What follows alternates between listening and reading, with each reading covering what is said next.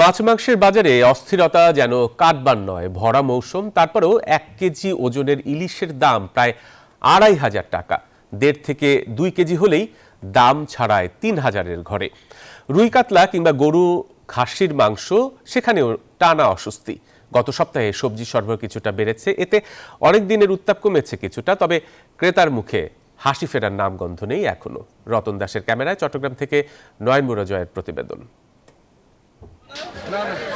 চট্টগ্রামের রিয়াজউদ্দিন বাজারে বড় বড় ইলিশ নিয়ে বসেছেন বিক্রেতারা।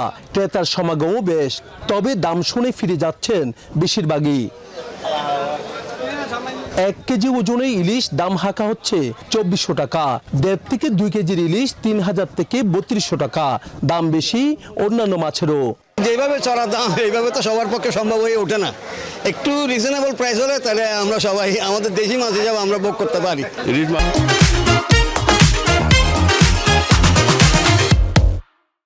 দাম যে কোনো মাছ সব দাম, আর বাজার তো মাছ তেমন নাই। মাছের দাম অনেক বাড়তি, আগের থেকে অনেক বাড়তি, মানে হিমশিম খেয়ে যাচ্ছে আমরা।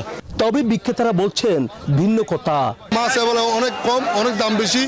আমরাও বিক্রি করতে পারছি, সারাদিন ধরে একটা মাছ বিক্রি করছি। পাইকারের দাম বেশি, কাস্টমারও মাছ কিনতেছে না, পোষাতে পারতেছে না, টাকার সাথে মানুষের ইনকামের সাথে মিলে না। বাজারে আগের মতোই চড়া গরু, মহিষ ও খাসির মাংসের দাম কমেনি। ব্রয়লার ও সোনালী মুরগির দরও। আমরা তো এভারেজ 750 বিক্রি করতেছি, এমনি করে মাছ 850-900। সবজির বাজার চড়া অনেকদিন ধরেই, সরবরাহ বাড়ায় এখন সেই বাড়তি দাম কমেছে খানিকটা। এখানে মোটামুটি আমার দৃষ্টিতে ঠিক আছে, আর বাইরের দৃষ্টিতে একটু ভিন্নতর আছে, দাম বাড়া। অতিরিক্ত বেশি না, কমও না।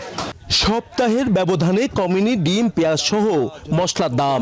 সব মিলিয়ে সাধারণ ক্রেতার চিড়ে চ্যাপ্টা দশায় উন্নতি নেই এখনো। নয়ন বড়ুয়া, জয়, নিউজ 24, চট্টগ্রাম।